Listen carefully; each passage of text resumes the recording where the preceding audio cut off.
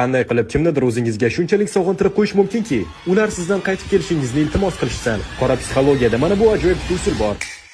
Unga birinchi shunday deb yozing: ba'zida chatimizni o'chirib yuborishni istayman, lekin keyin xabarlaringni qayta o'qib nimadir o'zgaradi. Shundan keyin 8 soat yo'q bo'lib keting. Ularning miyasi darrov detektiv rejimiga o'tadi. Qaysi xabarim unga yoqdi, u nima his qilyapti o'zi? Bu noma'lumlik uning miyasini yeb yuboradi. Ular qayta yozsa shunday javob bering: buni aytmasligim kerak edi, lekin telefonimda ismingni ko'rsam menda g'alati narsa paydo bo'ladi. Javobini o'qing, lekin 12 soat javob bermang. Bu yopiq eshik sindromi uni qo'zg'atadi. Odam o'zini haqidagi sirni bilaman deb o'ylasa, uni ochish uchun hamma narsani qiladi.